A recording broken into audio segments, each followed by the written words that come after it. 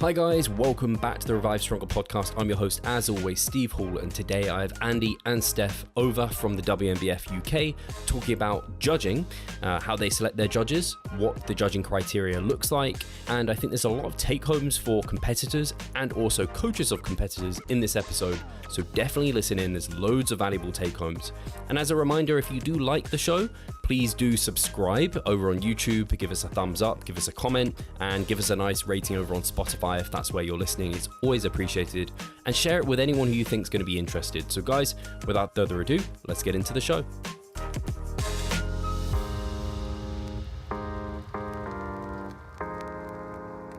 Hi guys, welcome back to the Revive Stronger podcast. I'm your host, as always, Steve Hall, and today I have Andy and Steff back on the show from the WNBF UK.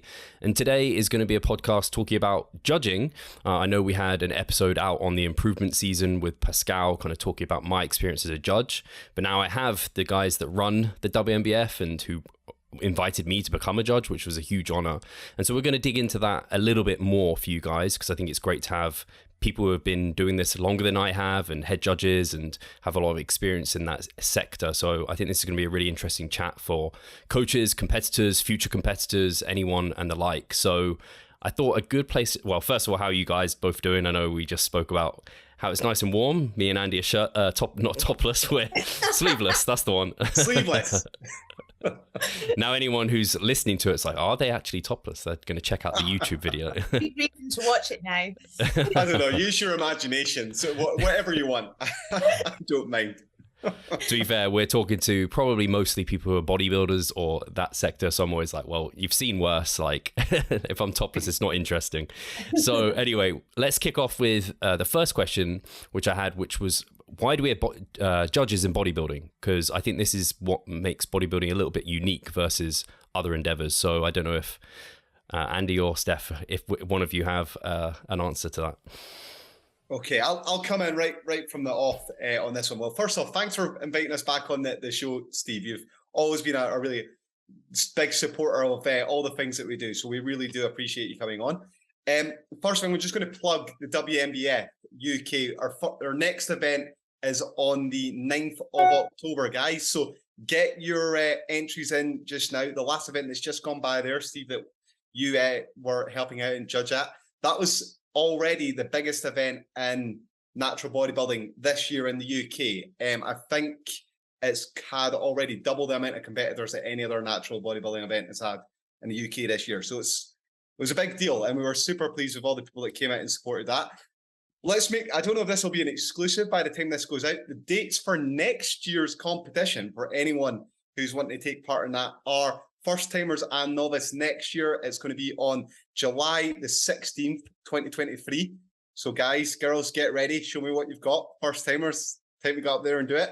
And then the Supernaturals Championship next year will be on the 22nd of October as well, both at the same places. So Camberley for the first timers and Birmingham for the finals from there. Okay, so that's the plug. As you said right at the start, you kind of expected. Yeah. So why have judges? Well, I mean, it's a different sport from other sort of sports like athletics, whereby we've got an actual yardstick to measure something against, isn't it? Really, and we don't have that sort of objective criteria whereby who completes the race in the fastest time or who can throw the shot put the furthest or the discus. So in this case, because it's subjective in nature and we're comparing physiques, we have to sort of compare against the criteria, and we need a panel of experienced judges to kind of do it. So that's really the short answer around that one. I don't know if you want to come in on that, Steff. No, absolutely. I think we're looking to judge an individual on their relative strengths and weaknesses compared to others, if we just keep it super simple in those terms. And we do that by having sort of a series of rounds, the round 1, 2, and 3, which we'll go into, no doubt, in some depth today on this podcast. But we're looking for judging through a criteria that's going to ensure fairness across the board, and so that we can then provide thorough feedback for people to take away and really can then look at a lineup and understand, okay, that's why it was placed a certain way. Yeah. Yeah, that's essentially it. I think one of the things that is worth highlighting is last year we released the scores and obviously the placings for all the competitors, and we did the same this year after the first timers event, and we'll do the same at all our other ones going forward. And not only do you get a placing, but you get a score, and that score is the culmination of what the judges have decided on the day, and that's quite unique because you very often don't get that from an actual contest itself. So you get your score against, as Steff said, the other competitors compared in your class, and that just gives you that little bit more information of how you got on next to the criteria. So it's a very useful thing, seeing how close you were to getting the W, or maybe how far away you might have been. Yeah, I remember looking over those, and I should be happy because I placed well in a hard category, but I remember looking at it and being like, man, I thought I was way closer to the top 3 than these scores are showing. I'm much closer to like places 5, 6, and 7 or what have you. So yeah, it's actually, and something I wonder if I just came to my head. I know something when I got that feedback, I was like, I don't know if you'd ever segment it from symmetry and muscularity. Would you think about giving that feedback? Because I'm thinking for me personally, it would have been cool to have maybe seen that, just because I have my own thoughts of what that might look like. But would that be? I imagine that might be challenging even. Do you know what? I could probably do that. I quite like a spreadsheet. So Steve, I could go that far and probably put that out, and then it starts to become a little bit like the football results or something, doesn't it? It's 1-0 and who scored. Yeah. And in what minute and stuff like that. But people want that information, don't they? So yeah. That wouldn't be too challenging for us to do. And that is a really useful element. To come back to one of the things that Steff mentioned, sorry to sort of take over the conversation, Steff, but the rounds, that's something that's kind of important. And this is probably something that you noticed from the judging panel. As soon as you start doing the judging yourself, you start to spot things in other shows and you go, wait a minute, they're not judging this the same as that event that I went to before. They're not necessarily judging symmetry or judging it in rounds. And there's I remember years ago, if you look at like the IFPA, which is now defunct in the States, they only had one score. Can you imagine how difficult that would have been if you didn't have symmetry and muscularity separate and then that evening round portion? They just gave it a single score, and it definitely sways things towards them rewarding certain types of physiques over other ones. So yeah, the rounds are important, the scores are important, and we could probably do that if there's enough demand. It wouldn't be that difficult for me to do. Yeah, I guess. I don't want to make. I'm going to make you have a really hard time now. You're like, oh no, Steve's made this case for it. But I guess even something you guys do, and I really appreciate, is and being a judge, people have. I don't know, 10 to 20 people reach out to me and asking for feedback, which I really enjoyed doing because I'm a coach as well, so it's like I'm used to doing that sort of thing. So I really enjoyed being able to do that for people. So it's nice that you have that kind of available too. So if someone wanted to know, even without knowing that split, you can probably ask, I don't know, like, what did you think of symmetry versus muscularity? Like, the judge can probably help you there as well, I guess. Yeah, absolutely. One thing we did actually, Steve, that you maybe not be aware of this because you were on the judging panel and you weren't competing this time.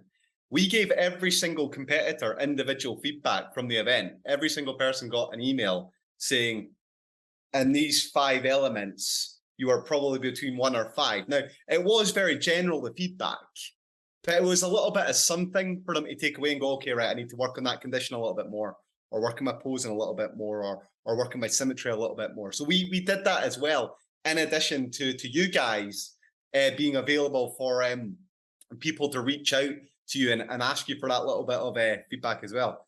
How did you find giving the feedback? Oh, sorry, go on. I was just going to say, I've never had that from a show, I don't believe. So, and I haven't often, I have a few times asked for feedback, and it can be mixed. I'm sure you guys as competitors, maybe, I don't know if you've had, like, you've requested feedback and sometimes you're like, that was helpful. Sometimes it's like, I don't know. Sometimes I don't always find it helpful. So I wanted to make sure, because of having had that competitive experience, at least when I was giving feedback, to make it useful. I had it in my head to give them kind of short-term feedback and longer term, because there's some things you can do in the short term, and or they might need things in the short term they can't simply get, like way bigger delts or something like this. It's just not going to happen in the short term because they need an off season to go and do that. Whereas things like their posing, their tan, those sort of elements can definitely be improved, condition, that sort of thing. Or if there was nothing to be improved, I also saw that as feedback, because some people might think, oh, I need to dig harder. So I enjoyed giving feedback. It's a bit of pressure, but I enjoy doing that because, again, like, we do this because we love it. But yeah, I don't know if you guys have ever had feedback you're like, and how you guys find that. Yeah, I think one of the pieces of feedback that can be quite infuriating, but at the same time, we all know is you just need to get bigger. Yeah. It's that kind of sentence that we all know we have to get bigger. It's this never ending quest of getting bigger in every area, isn't it? But it does lack that specificity that you're kind of looking for, post a show that sort of helps you understand, well, is it everywhere? Do I need bigger delts? Do I need bigger back? How are my ratios placed? And I think we've come so far in bodybuilding in every aspect that I think it's only fair that the feedback process post a show levels up as well, which is, we put all this money and effort and time as individuals, athletes, to go down to these shows and take part in them. So where can they go from there, and what can the federations do to be a part of that ongoing journey? And I think that's something we're trying to level up with WNBF, is being more specific in those lines. What if it's maybe not directly after the show, when judges do need some time to go away and reflect about, all of the athletes, because you may, as you know, Steve, at the First Timers, we had 150 athletes walk on stage at various points. So sometimes the initial straight after isn't always the best time to get it. But it's still, worth, and there was a couple of athletes that stayed, and rightly so, because they did need feedback at that point. But to then go away and reflect, the judges can reflect, they can think about it, they can think about the specific questions that they maybe want to ask, and then ask those judges directly. And with Andrew and I, when we were putting together the feedback format to send out post the event, we wanted it to be clear so that, like you just said, conditioning wise, against muscularity, against symmetry, there was something in that feedback that they could go away and really take on board, and then coupled with, of course, more dynamic feedback from the likes of yourself and the other judges and Andrew and I, actually builds a picture for them to have something substantial to go away and then improve with. Yeah, I think I agree with you in terms of, especially it's hard as a judge, because a lot of the time I'm not particularly looking at faces, I'm looking at the physique, because obviously that's what you're really judging on. So then if someone comes to me, especially if they're like fully in their like clothes, they're not like standing in front of me posing or whatever, I'm like, and they ask for feedback there and then. There's some people I can remember, maybe they were in the top 5, that's a bit more memorable. But when they're kind of someone, I honestly, for a few people, I was like, honestly, send me a message on Instagram along with like a photo of you on stage. That will highlight like who you, like it's funny how just that photo and you're like, oh, I completely remember who you are. Yep. And then you can give the feedback, because it can be challenging, because you've seen, again, so many people, so many faces, but then basically the physique is what you're looking at. So it can be hard in that moment. So I just found it easier in some cases to be like, just drop me a message afterwards and like, I'll get back to you. I mean, the what you described there is the best way sometimes to do it, is get that little picture and then go from there, because it'd been hard, and your brain was probably fried by the end of that day anyway. A little bit. I was doing math as well. I had to add things up and not used to that. It's a lot to take on. I think you hit the nail on the head with the word pressure. Judging is pressurizing. You're under a time limit. You've got a lot in your hands to weigh up. There might be a really large class on stage. Some of the classes at the First Timers, all of them really were quite competitive. So there was a lot of call outs. There was a lot of mixing around. And it can be a headache. It can be an absolute headache. And this is where, the kind of the push comes to shove with making a call. Sometimes you're sitting there thinking, it's so close, maybe in the muscularity round, but you have to make a decision. And then that's where then that, average across the judges comes in, and the score counting. And I'm sure we'll go into how that's actually done. Yeah, that's something from it being my first time and then going through the first rounds, I kind of got I don't know. I felt like I was a bit behind, and then I was like, right, I've got my feet now. I kind of know what I'm doing with my judging, but I was like at the start, I was like, man, I just want them to freeze frame this. I'll go away and I'll take some notes, and then I'll come back, and then I'll give it because like you said, it is time pressured, and it wasn't like it was a short. Like you guys gave the guys time on stage, but you can't have infinite amounts of time. You have to make a judgment call at that point. But Andy, I don't know if you want to go through some of those elements in terms of like the different rounds that people are judged on, just so people have that kind of awareness. Oh yeah, of course. For the context then, of course. Okay. So we've got basically there's 3 rounds.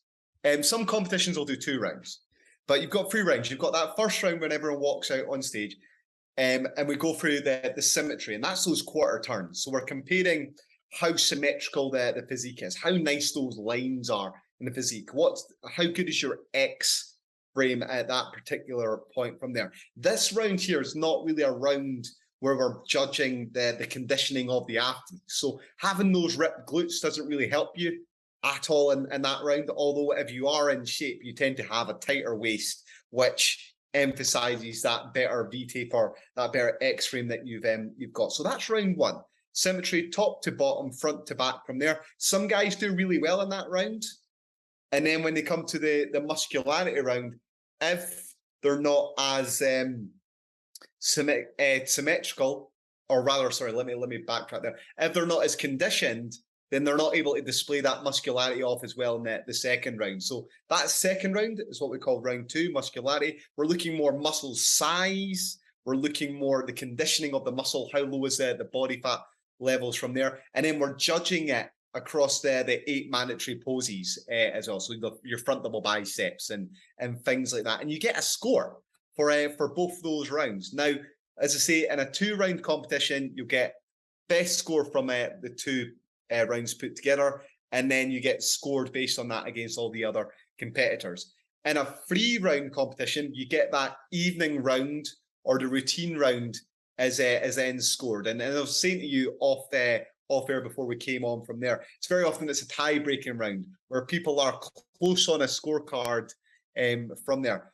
If I ask you a question, Steve, how many ties did you have from round 1 and 2 going into round 3? I had a lot of ties. Yeah. Like it was surprising how many times I had to call it like between, and I was comfortable with the call, but that's where, because some people might think that the evening is almost of course, like doesn't matter that much. But if I have a tiebreaker, the time I'm then making that final decision is now how are they in front of me in the evening. Yeah. So I was surprised how many times I was like, oh man, I've like sometimes there's like 3 people tied if I had it in the scoring that way. Yeah, it happens all the time, and you might be looking at a guy in the morning and then another guy as well in the morning, thinking, right, okay, they're both very good, but you know what?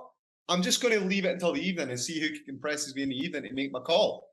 You might just go like that because you want to make the right call from there, and it happens all the time. So evening rounds are judged, usually when they're doing a pre-judging format and an evening format. So that's how it goes, and then the lowest score wins essentially. So you get a score anywhere from 1 to 7. That's how it works on our scoring system. Some people go 1 to 6. Although you were talking earlier on, you're saying I can't imagine I'd have to do a scoring for every single place. Yeah. Some organizations do that, and that would be really hard for me to do that from there. So you get a score from 1 to 7, and then the lowest score wins. Now we had 16 classes, so 16 different times we had a scorecard out there. I looked at it earlier on, and in terms of the perfect score, I think there was 5 people got a perfect score across 16 classes. So like, it's hard to get a perfect score. So it's really, really hard to be that undeniable athlete from there, because a lot of the time you'll have first place, a second place, a second place, a first place, a third place. It kind of goes like that from there. And then the other element is from your 7 judges, or it's an uneven number, you knock off the bottom score and then you knock off the top score. So if you've got like a 1 as your lowest score and the rest are all 2s and so on, and then you've got a 4 as maybe your highest score, that one would get knocked off, the 1 gets knocked off, and then you get the remaining 5 scores goes into your points. Does that all make sense? It always makes sense more when you see it visually written down, I think, with this sort of stuff. It makes sense to me, maybe because I did it, but I always view it like I like that outline because I view like bodybuilding and like genetics, of course, is part of that. And I view it kind of like top trumps. Like some people have some things, some people don't have other things, and there's always something you can work upon there. And something I took back, I think you might be asking me this, but in terms of like symmetry pose, you mentioned like the shredded glutes not being kind of, you're not ranking condition during the symmetry rounds. As a competitor, I was always so eager to show off my glutes. I'd extend my hips forward on like a rear relaxed. And now I'm like, actually, I had better symmetry when I had my hips extended. Yeah. And so I'm like, that's already something as for myself and my clients. Like, I'm like, all right, there's a time and place to show off condition. There's a time and place to show off symmetry. So it made that much more clear for me as well. 100%. That's such a good point. With just the judging, people forget that you get just as many points in that round one as you get in round two. So you have to take round one as seriously as you do round two. And if you don't pose appropriately, as you say, then you lose out on points that you otherwise could be having. I think like a lot of people though, especially new competitors, but some seasoned competitors too, they forget to sort of research how the judging's broken down before they even get on stage anyway. So, I think this is a really good conversation to have, because I know a lot of athletes coming into the game, they get so excited about doing a competition, but then they don't actually know this whole process that we're talking about. So they maybe have a little look at the criteria, but gloss over it and get the posing nailed down, but don't realize quite how heavily they can place in certain areas by looking at the strength of their physique and thinking, okay, I'm really symmetrical, so that's my round. I'm going to try and absolutely nail that round. I've maybe not got the maturity in my muscle bellies yet, so I'm still going to do my best there, but I probably might know where I'm strong at this current time in my physique. So it is worth really understanding how the rounds are judged in your particular division. So then you can really amplify your physique. I mean, I remember way back to when I started, because I'm really long limbed and I'm really short bodied. So my round's not symmetry. I have to do a lot of posing tweaks, hiding certain elements, bringing my legs into position to make them look slightly smaller, so I look longer in the torso, etc., to actually amplify my physique in the symmetry round. But unless you're doing that, you may lose points in that round that you're weaker. So it is worth knowing all of this. We actually wrote an article, didn't we, Andrew, on the ProPrep website, and visualized showing the scorecards. So if anybody wants to go check that out, it's worthwhile having a look at. Hey, Pascal here. I just quickly wanted to remind you of our online coaching service. At Revive Stronger, we put a huge emphasis on the personal aspect of our coaching. And if you want to take your physique and knowledge to the next level, hit the link in the description below. I think at least from my experience, certainly, I think my not last year, but the seasons before that, I knew the poses, and I knew I was hitting them and all I had in my mind was like muscularity and condition. That was all I had, or really mostly just condition, because I'm like, I've got the muscle I've got. Now it's about losing as much body fat as possible, hit the poses so I show everything off. Yeah. So for me, it wasn't until like last year when I don't know, it takes time to take things more seriously, I guess, or maybe if you haven't had some people just have they just are amazing from the get-go and they just can nail everything. Whereas when a lot of competitors, most of us are closer to average and don't have those kind of just amazing symmetry, amazing muscularity. So we have to start working harder or smarter at these things. So that's when I started really tinkering with poses and everything. So I think, unfortunately, there are quite a lot of people that are ignorant to how the judging is actually done. So I think this is going to be really helpful. Yeah, and you've hit the nail on the head there. Experience does teach us. But if it's a sport you're really passionate about, you love, and you want to take this a little bit further, then really understanding this process is going to make you a better athlete as well in your training. And of course, as we've just hit the nail on the head there with the posing and the presentation, which counts towards you showcasing your best in these rounds, there are things you can do to really hide those weaknesses in your physique and further bump yourself up to somebody who maybe hasn't done that work on the posing and presentation and might be fantastic muscle bellies on stage, but might just look really blocky and not really show themselves in the most flow. And, so there's a lot that goes into it rather than just showcasing muscle on stage now. And I think we're being shown that day in, day out through social media, through more education, through more stuff that's being put out there, that it's not enough now just to kind of just bring big slabs of muscle. What else are you doing with physique to really nail all 3 rounds? So that's something that we're trying to encourage a lot more of as well, as people to really understand what judging is all about, what competition actually is, so they can be the most competitive they can be from the offset. I guess that it makes me think of this is like the art of bodybuilding now. Yeah. Versus like the Yeah. off season is kind of like the science, the hard work, the practice, and then it's like everything. I guess both of you know this better than anyone because you're posing coaches as well, so you kind of really have that at the forefront of your mind. But I think a lot of people, but actually, especially as a judge, but I've been at shows before that, like the posing can make a huge difference to someone's physique. So actually, a question I had for you guys, I don't know if Andy, you've got anything before that, but I have a question if you don't. Oh, go for it.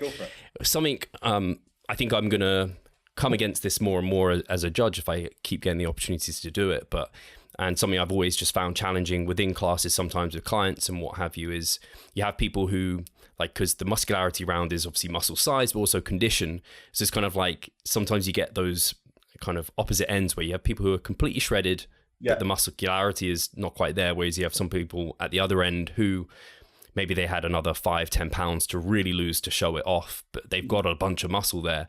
Have you guys, do you find this hard? And do you think this is somewhat of like a, maybe subjective to what that judge likes, or do you think there's a more objective way about going about that? It's something I've always wondered. It's a great question. It's really, really good. And that's where it comes down again. You have to judge by the rounds. And that's how you get the decisions you want, because that example you give, the guy who's maybe 5 or 10 pounds to go, 10's a lot, like, but 5 pounds to go, he probably does win the symmetry round and beats your guy that's got the slabs in his condition. And then when you go into the other round, the other guy who's got the slabs, the muscle in his condition probably beats the other guy.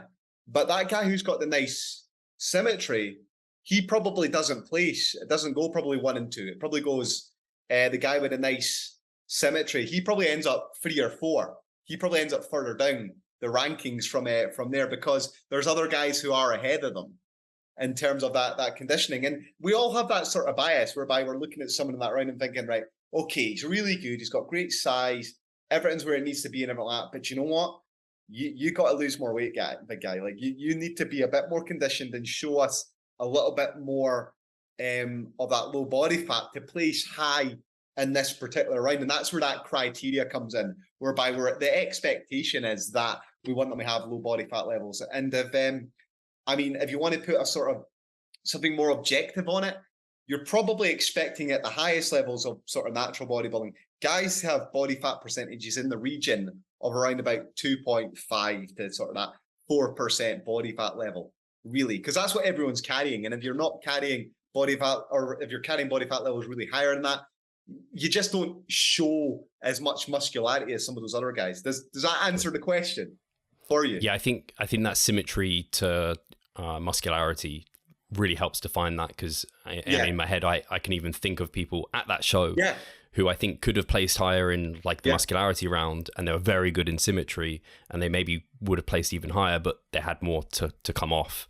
And likewise, people who are completely shredded, but they kind of lack on that slight kind of symmetry. So that's why we're ultimately using both to find the best out, like overall bodybuilder, not the most shredded or the most symmetrical. It's kind of like everything. I think. Oh, sorry. Go on, Stef. No, I was just going to add a point there about that's where sort of having coherency across your judging panel of understanding the criteria and the divisions of that particular federation is really key. And that's something, I mean, obviously we did with you, Steve, before you came and judged, getting all the judges on a training and really kind of just going through the rounds and what they mean and what we're looking for. Because it is a subjective sport. All of you individual judges are going to be looking at that round independently and making your own assessment of what that criteria means to you. And there is an element of individuality that needs to come across the panel. Otherwise, you'd all just be looking at each other's sheets saying the same thing, right? Yeah. So there is a subjective quality to it, but there has to be coherency of what the judges together as a group are actually physically looking for that fed. And so that's something we've been trying to really make sure we do, because we're welcoming fresh blood into the judging panel. It's important to keep it fresh and current, to have people like yourself who are very, very, passionate about this sport, who look at this every day from your own perspective as well, but then have that clear criteria of, okay, WNBF UK division 1, 2, 3, 4, 5, 6 are looking for X. Do we all understand what that means? Great. Individually, do you feel like you can judge those classes now and then bring your own, independent decision making into the mix when it comes down to it? So I think that's important for the subjectivity as well to be established correctly, if that makes sense. Yeah, it's like subjective within a tight range, Yeah. like very tight range. Criteria, yeah. Objective criteria.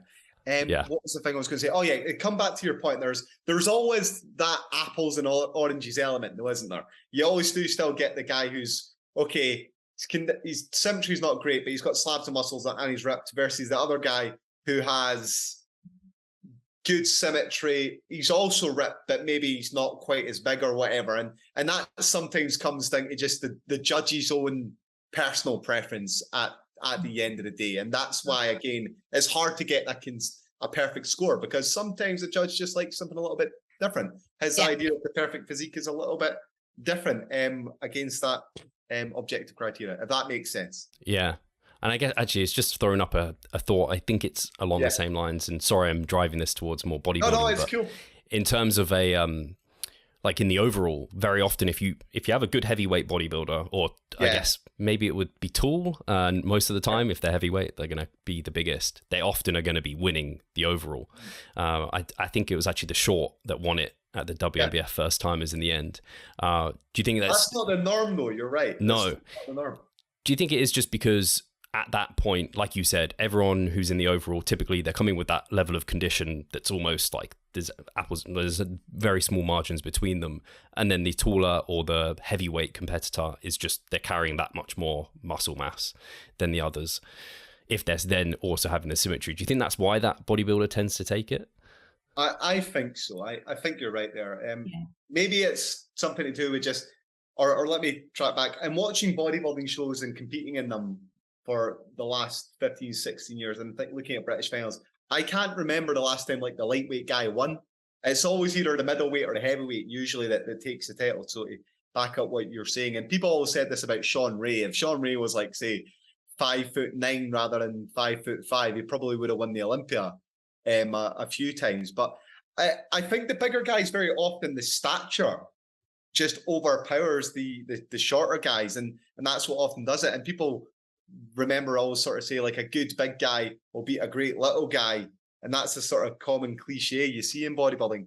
I think that the stature, they just overpower them, they look bigger, and that's what the bias tends to be towards. But on this occasion, Leo, who looked amazing, Leo Luez, if I said that right, Leon Luzu. I mean, I've got it written out here. I'm gonna say Leon Loizu. Call me out, Leon, if that's wrong. But yeah, he brought a great package. He posed well. He brought everything, and he had that dense sort of muscle. That the lightweight competitor I want to see this year is a guy called Steve McDonald. I'm sure you've seen Steve McDonald. He's phenomenal. I think he could win a British title this year as an overall, just because his symmetry is fantastic, and he's got a good amount of muscle mass. He would be the guy I would be looking at, thinking he could really win this year and go against the grain with that smaller guy beating the taller guy. I know. No, go for it, Steve. I was just going to say the guy that won the tall bodybuilding class, he actually didn't make it to the overall. Oh, so yeah. I wonder if he had gone. He was huge. So that was Olatunji Sassy. Shout out to basically Abraham Olatunji Sassy, Abraham Sassy on Instagram. But I think if he'd come back for the overall, he would have been a serious challenger. There's no doubt about that. He was extremely impressive on the day. Tons of muscle, great size, lovely conditioning. It was so impressive. I mean, for a first timer completely, to bring that size and conditioning was pretty special. So yeah, we'll hopefully be seeing him again. I remember you said to me, Steve, you're like, Andy, these guys are first timers. I was like, I don't know. I was like, he's an alien from another planet, this guy. This doesn't make sense. Sorry, Steff, you were going to say something. No, that you were on my wave. I was on the same track about Abraham. I mean, he was absolutely phenomenal. Brilliant competitor. And yeah, I think going back to your argument about usually, you know, sort of a middle or tall or, you know, heavyweight, obviously taking it is usually the way, isn't it? It's just in terms of just how much bigger the size on the frame is.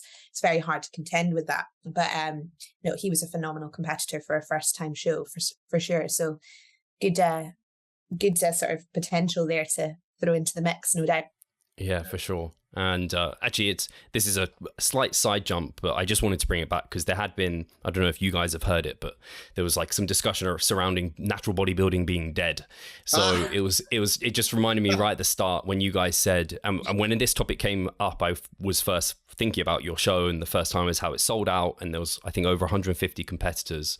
So it's so great to see that, and for me at least, it's lessons for natural bodybuilding and other federations and things to learn maybe from what you guys are doing, because I think you're generating excitement and you're bringing out first timers like this. Like to me, like I said, there were phenomenal first timers there, like many of them who are likely to go pro in years to come. So like it to me was like, oh, it didn't feel dead at all.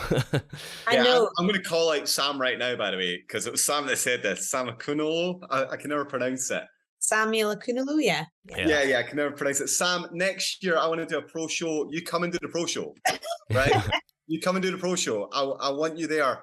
I was backstage with him actually at the Worlds, I remember, in 2019, and we seemed to get on all right. He was a nice guy from there. I think he put that out more to sort of get a rise out of people rather than anything else. But no, it's not dead. Like we'd ran a great big event.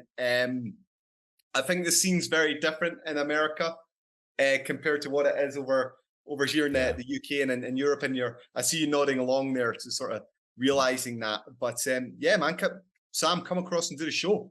Love to have you there. Put your money where your mouth is, and let's see if you can hang with the European guys. Sam is a great guy. Yeah, I mean, it was a really interesting debate. I know it got pretty heavy in the comments on that one, and then. Who was it that responded? I've forgotten his name now. Not Chris Barakat? Chris Barakat. Oh, yeah. And good on Chris as well. Yeah, he sort of did a response to that and did a bit of a medley of through the years, didn't he? And sort of talked about it. And I thought that was quite nice as a sort of counteraction point as well. And just, it's good. The thing is by more people talking about it. And I think I see it as our responsibility as federation heads to just educate so much more about natural bodybuilding, what's available, the opportunities that come with it. And I think it's us that need to really continue those conversations. Otherwise you do risk the community, you know, not discussing it and being objective and fair and the sort of all the different viewpoints that come with it and celebrating what's gone. So Yeah, for sure. So actually something I wanted to draw to was you mentioned that the judges go through some sort of like education. And I wanted to ask you guys kind of how you go about selecting judges or how you guys went about that process, because I think the audience will find that interesting. And then what that next step also looked like you didn't just go, hey, Steve, do you want to judge? And then I sit on the panel and just like go at it. There was more to it. Yeah. Let me tell you some experience from previous judging. I turned up at a show in the past, first time I ever judged. I was just given a score sheet and go, there you go, right? Okay. Never seen a score sheet in my life, right? So that was my introduction to judging. I think I did one contest and then I wasn't asked back for like an hour or 2 years. I obviously probably made an arse of it. Right? Since then, I think I must have judged 60 odd shows, who knows? But I've judged a lot, and I've judged world finals as well. And I hopefully will be judging more world championships in the future and more shows. So that's the sort of the norm, I think, with a lot of things. For us, in terms of selecting judges, do you know what? We had a really hard time getting judges last year for our events. People just didn't want to speak to us. Guys that I'd known for a very long time in the industry that I thought had a lot of clout and things like that. They just like, Andy, I don't want anything to do with this. They were washing their hairs that day or something like that because they just didn't want to upset other people, which I thought was a real shame. But you know what? It was what it was. But thankfully, I managed to pull on a lot of people that I'd known in the industry down the years that I've judged in the past that I was able to bring on board and ask to help out and judge.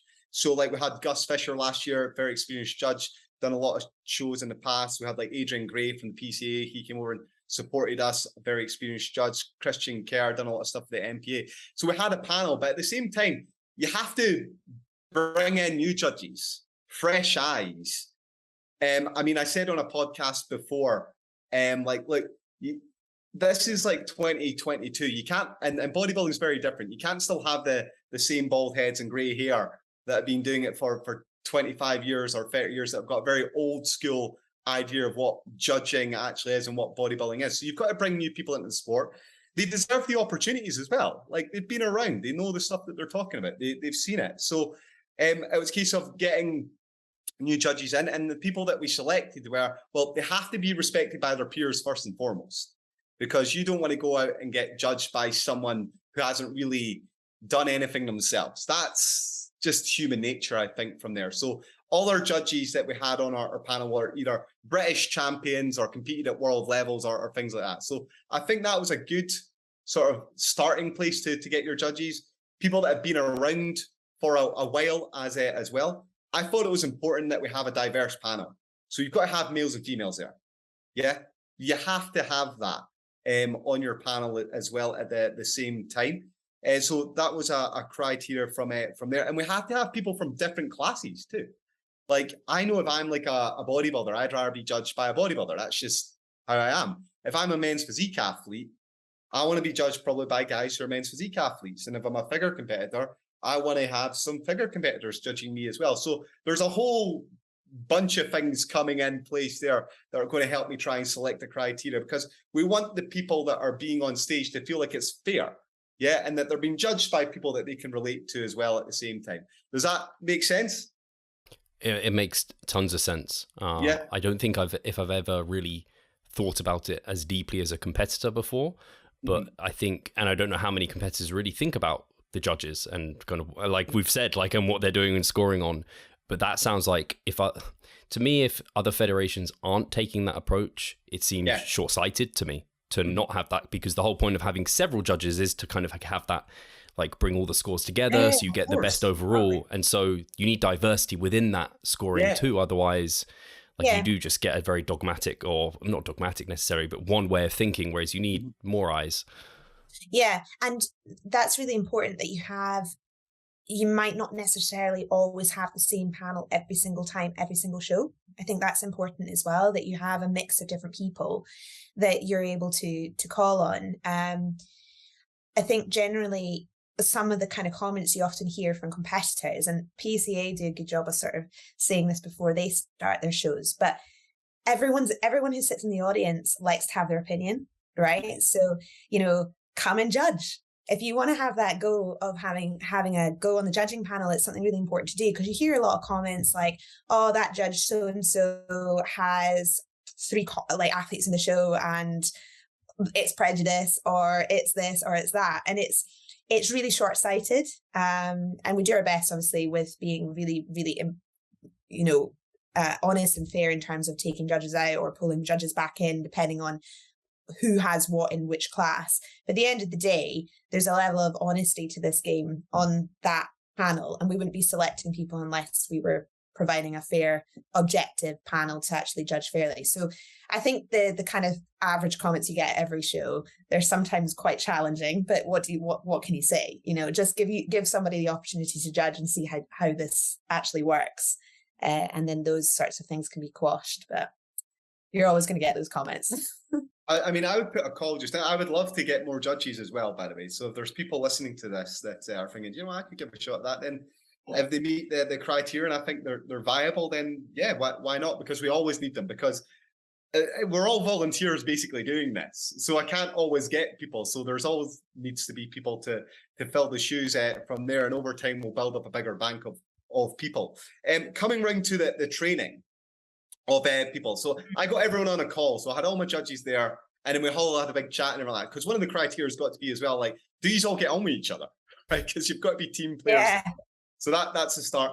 And one of the great things for the call like that was immediately I was able to work out, right, okay, who can use their initiative, who's able to think on their feet, and is able to talk and is mature and things like that as well. Because I'd rather have those sort of characters necessarily than I'm not saying that they have to be extroverts, and not at all, because extroverts and introverts bring their own sort of skills in there. But having that maturity, I think, is important about it. So we got all the guys on a call, and then we just trained them. So we did a whole workshop with them on this is the criteria, like the one that I ran through with yourself. This is what the scores look like. This is how it all comes out. This is what the expectations are of you. Here's all of the criteria. I need you to go away, have a look at this, read it all in your own time. And then I produced additional videos for the judges, which I sent you all as well on the criteria to bring you all up to speed. And then you'll be familiar as well with the email that I sent you all this week.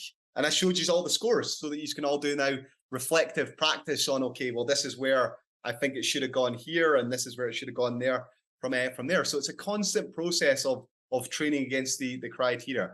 It's not just a case of the old days where you just get given a sheet and then that's it there. Yeah, and I'll be reviewing the judges as well. Everyone did a good job, though. I thought that last one. Hi guys, Steve here. Just wanted to take a moment of your time to remind you of our online coaching service. At Revive Stronger, we pride ourselves on providing personalized service that will take your physique and knowledge to the next level. If you're interested, check the description and sign up. Yeah, to be fair, like I think that's a good thing to introduce as well. It's not like the judges I didn't expect necessarily to be reviewed as a judge, but it was good unless I did really terribly. But I guess you guys would let that judge know if they weren't kind of scoring appropriately, because it's not like, oh, you pick this person, you train them, and then they're just in.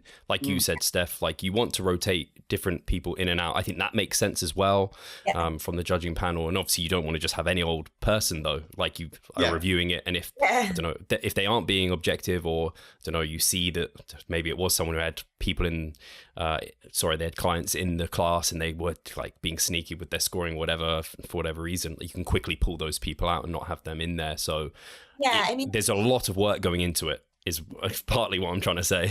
There is. There's so much that goes into it. And at the essence of everything that we do is integrity and fairness. And I think that's why, when you get a hurt loser or somebody who's, maybe not taking a top 3 and they run away and they're like, I should have won. And then all their friends and family are telling them they should have won. And we see all this kind of thing before. A lot of it's naivety at the end of the day. And you probably saw a lot of what Andrew put out about some upset competitors didn't maybe get the placing that they wanted in a particular class or whatnot. And a lot of it's just down to, unfortunately, and this is where we also have to reflect as coaches, is not setting competitors up for false expectations either. You can't be telling, well, this is just my personal opinion, but you can't really be saying to your clients, you're going to win, you're going to win, you're going to win. At the end of the day, it's a competition. And if that result doesn't come in, then there's a reflection process we all have to go through. But some competitors will learn that a slightly different way, maybe having to go through quite an uncomfortable process like this, where they get told, you maybe weren't the best on that day, and here's the actual reasons why. And Andrew has had to have a couple of calls with competitors to physically show them the cards and say, this isn't a case of I've made the call. There's 8 to 10 judges on this panel, each with their own individual viewpoint, and here are the scorecards, and this is the layout. And that's just the nature of bodybuilding. It's the nature of sport. And then we all have to individually go away and get better, essentially. But it is something you come up against. And I see a lot of, I suppose, from putting on the first time or a novice event, there's a lot of new athletes coming in. And I don't want to put everyone in the same pool, but I'm probably generalizing. But there's a lot of entitlement, that's kind of expecting that they need to be winning their first ever show.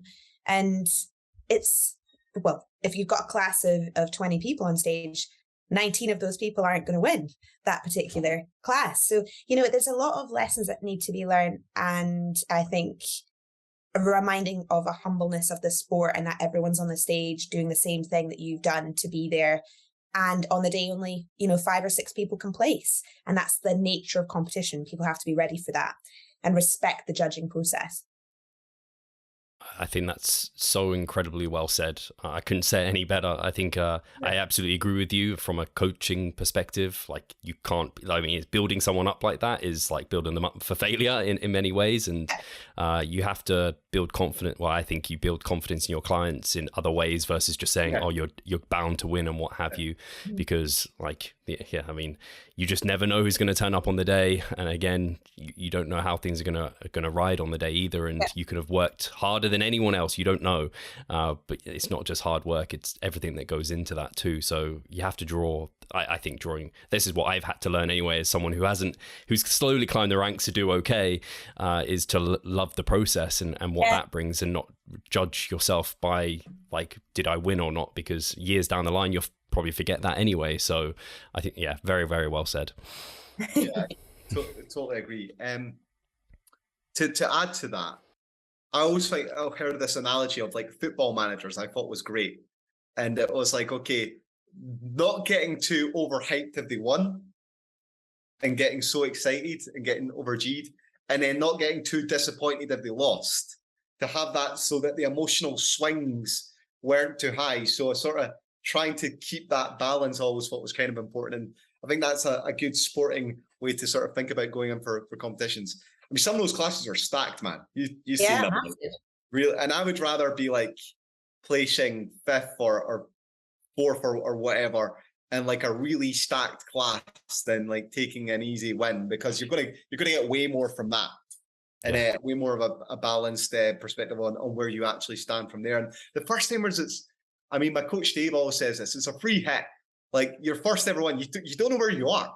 Like you don't know where you are. So if you get something out of it, then it's amazing. And if you don't get anything out of it, like a win, then, well, look, it's a free hit anyway, because you didn't know where you stand. But after that point, you can kind of see, okay, this is where I stand compared to my peers. And that's why it's good to be in competitive classes. So a question for you then, Steve. Okay.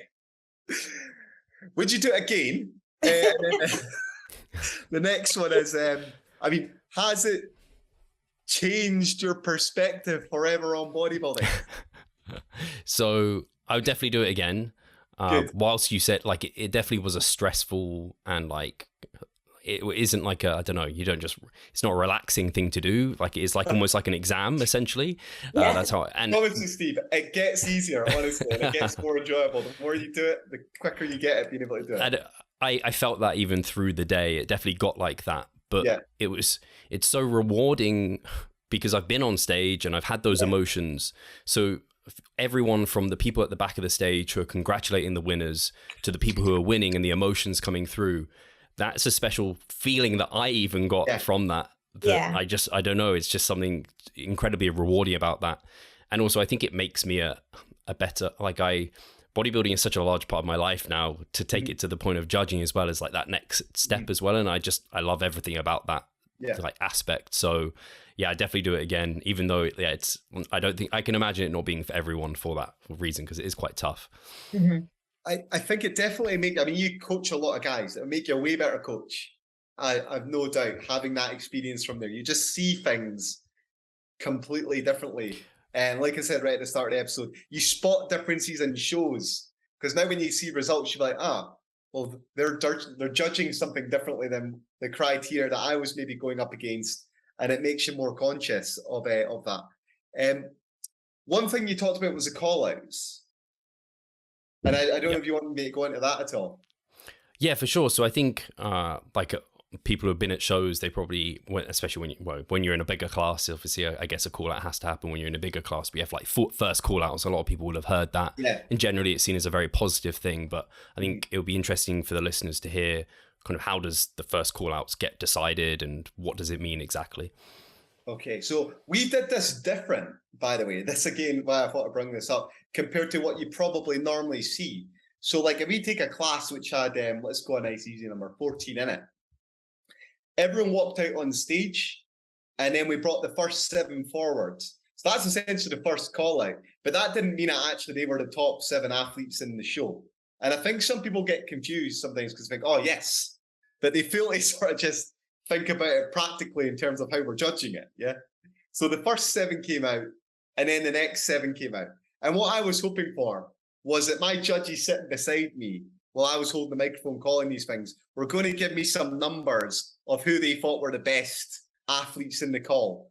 Now, some organisations will call them based on who they think is first. That guy that comes out first that stands right in the middle, that's normally the person you're going to look at. And that's normally the case. But I think we just sort of called them in number order. So it was like 1, 2, 3, 4, 5. So number 1 wasn't necessarily winning. He was just the first one that had been handed to me on the sheets. And then at that point, what we're trying to do is we're trying to sift through, okay, right, who are the best guys here between the ones that we called out first?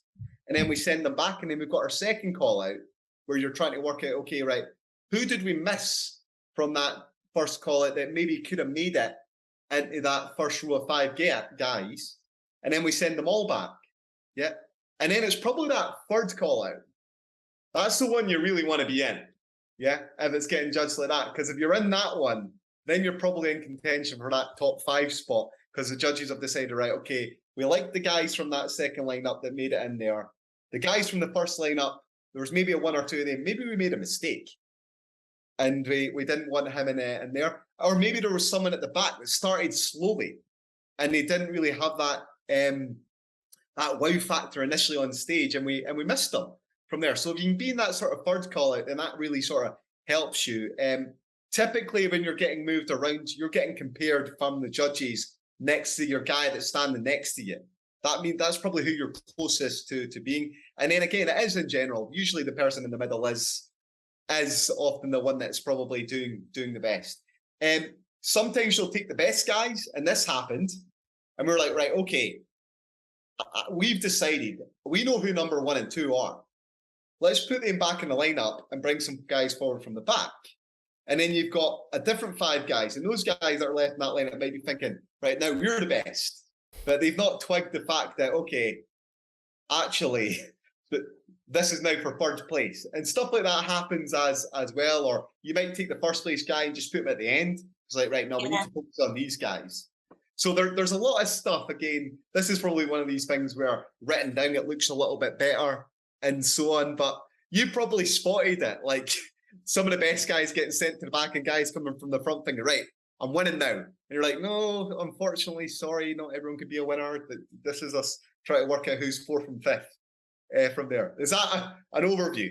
Or do you want to add anything to that, Steph? No, I was just going to say a good example in our particular show was the figure class. It was the first time Vicky. And the winner, Vicky, I don't think even got a full call out, but she was the standout winner of the class. The competitors all came out. We split them into 2 groups. We looked at group 1 and looked at group 2. She actually didn't come forward for a call out at all, but she ended up winning. And it was just, obviously from the get-go, it was just a clear cut. There's where we're at with our number 1. So that sort of example there, you can have a competitor who's very good standing and waiting on the lines for a call for a very long period of time, and actually then going off and second guessing, actually, maybe I've not done well at all. And that's sort of the flip side of the call outs. People put a lot of weight on the call outs. I got first call out, I got second call out, they put a lot of weight on that, but it doesn't always mean what you think it does. So it's just to be, again, just mindful that you've just got to take what the call outs are, listen very carefully and do what you can. And yeah, it will all transpire hopefully the right way in the end. If you're getting a lot of call outs, it usually means you're getting looked at for a place and it's tight for something as well. Equally, you can really tell a show if you go and watch one or something like that where they're not really judging it that much. If they just go symmetry, send them around once, then go straight to muscularity, and then they just go around once and then they make their mind up, they're not giving people, I think, a fair shot of judging and really being able to show themselves off to the best. And I think we did a really good job of giving everyone a chance to sort of show their best. But at the end of the day, we still have to pick a winner and find out who the best people are. Yeah. No, I was just going to say. Yes. Really go, Steve.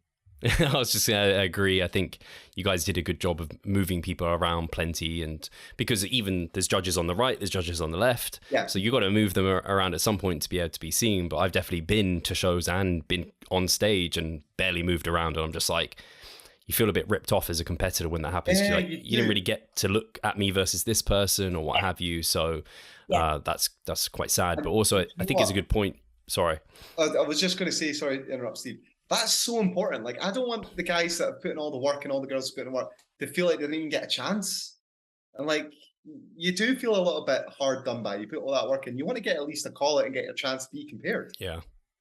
And I think it's important because it's like you said, and I think it's important as a competitor also to realize, especially when you're in a big class, to come out with energy and don't kind of just be like, I don't know, moping, especially in like something like men's physique or bikini, like where that kind of component is even more of a driving factor maybe. And they're traditionally big classes because you could get lost.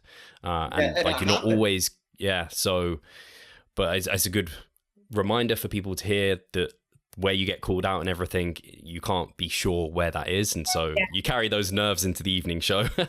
I know where you have the opportunity to do a split show, and I know a lot of them aren't like that now. But that's what I love about a split show. What I love about the pre-judging and evening, it allows tension. Yeah, but it allows those initial nerves to drop off. When you come back out in the evening show, we can see such dramatic changes in people's physiques just from that 2 hours or 3 hours between the time that you've seen them for the morning show. And it really does, when you're talking about ties, it can totally make or break somebody's position. And some people really, drop that kind of, filmy fluid just from nerves dropping, cortisol dropping, come back and literally they're popping, they're really tight, really strong. And you just go, oh my God, where was this condition earlier on? And then the opposite can happen as well. Someone might go away and blow their diet in the mid, and then come back and, what happened there? Like they're fully, they're waterlogged and they've gone the opposite way. So it can really, it's a really interesting structure. And I love the structure. That's why we went with it, just because it really does give people A, more time on stage, B, the opportunity to really showcase themselves in two very different, distinct ways. Pre-judging is that serious element. It's really about focusing on every single round to the best of your ability. And then that evening is that more showmanship where you have that time on your own, where you can really show the flow and energy and presentation of the physique. So yeah, it's nice. It's good for competitors to be able to feel both and get something different from both elements from the show as well. Steve, I've got another question for you. Okay. How much as a factor do you think, or did it play in your head about just likability of a person on stage play in your decision making to just even look at them on stage? So it's an interesting question. I think it's something I tried to not do. Like I tried to be more objective about it, but we were talking off air about how you have these subconscious things that flow through your head. And so there was even some competitors who I recognized like their faces from like online or whatever. And so I was trying to just be like, stop, like trying to be as objective as possible about those things. So I like to say that it didn't, but I guess there are things that people do on stage where I'm like, oh, I wish you really didn't do that. Or like some people, more of maybe if someone wasn't looking very pleased to be there or like a downbeat, like that sort of thing. It just, it doesn't help them for sure. No, it definitely doesn't. It definitely doesn't. Yeah. So as much as I tried not to let any of that happen, but I guess sometimes it can eke into it. And again, particularly in like bikini or men's physique where they do need that kind of like energy on stage, or it's quite important. If they don't have that, it can be quite hard to be very positive about your scoring of that individual, I think. Yeah, of course. I often say this to people, like the bodybuilding element is often a look at me, grab your attention sort of stuff. And if you take two people and one looks miserable and one has really got a lot of energy, then you just can't help but look at their physique sometimes more so than the other person. And if it's close between people and you're thinking this person's got more energy, better presence, you're just drawn naturally to that person. And that's, I think, a bias as a human being, which is very difficult to overcome sometimes. So I think it's an important element. You have to sort of smile. You have to be happy to be there.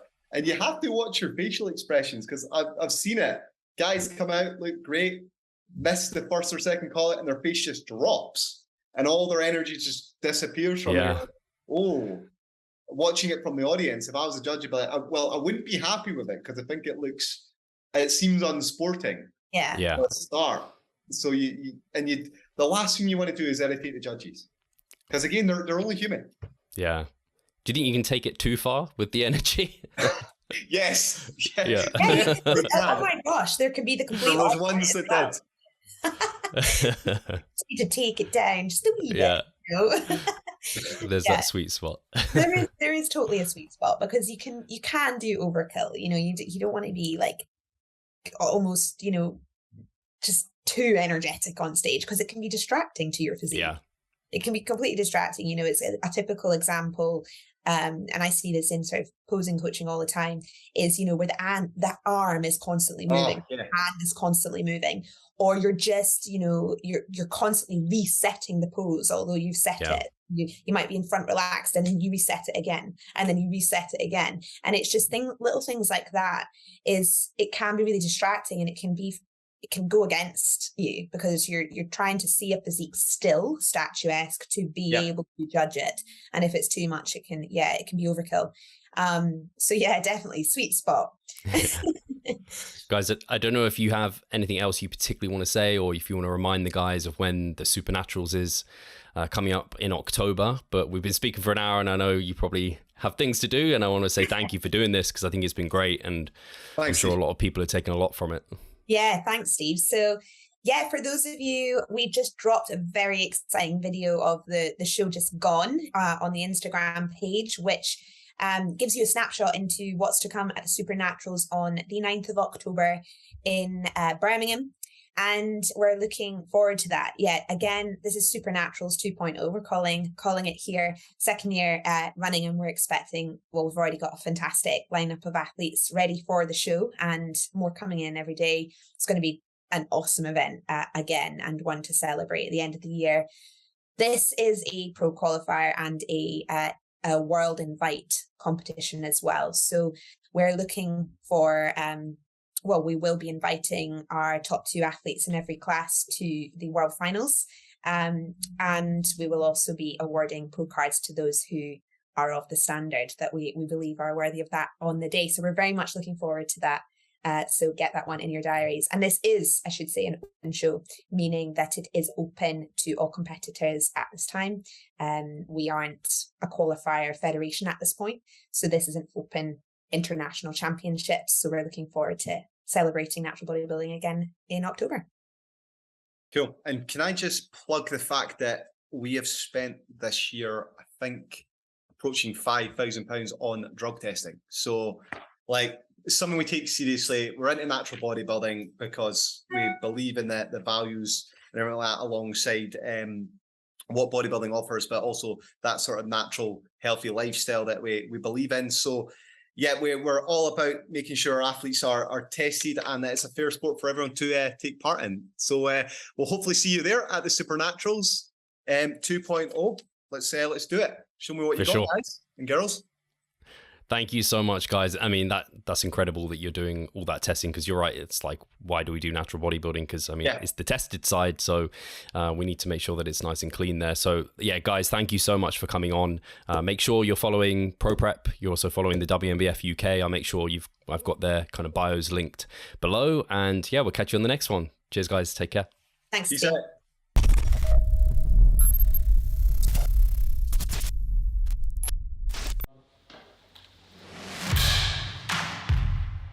So I'm Steve Hall, founder of Revive Stronger and a coach of Revive Stronger. My name is Pascal Flor. I'm the co-owner of Revive Stronger and also a coach, of course. Revive Stronger has probably been going solidly for 3 years, roughly about 3 years. Revive Stronger, to me, it is becoming kind of my child, my foster child. It's the gathering and getting together of like-minded people. We've been expanding the coaching team, which is helping us help more people, but each coach can only help a certain number of people. Right now, it's all over the place. We have YouTube, we have Facebook, we have Instagram, but there isn't that community aspect behind that. And so the next step for us is developing a membership site. So basically, we want to create a family and a community that is then benefiting from another. A really cool community for people within our little niche is going to be a website. They will get early access to our podcast. You can access us, ask us questions. The community aspect, we have a forum there. You can ask questions, but also you can log your journey. There's also going to be courses on there. Courses, presentations on different topics. Discount of past seminar footage. We will log our journey as well. We'll start vlogging. We're going to have documentaries. Our entire athletic journey. Furthermore, they get access to an exercise video library. The exercises that we love for hypertrophy and maximizing hypertrophy, we're going to go through those in depth, telling you how to execute them. We kept them concise and also mobile friendly so that you can watch them in between your sets. I'm super excited to grow this community. The amount of value that we're going to be delivering is huge. And I'd love you to be part of it. You will get so much out of that. I'll see you inside.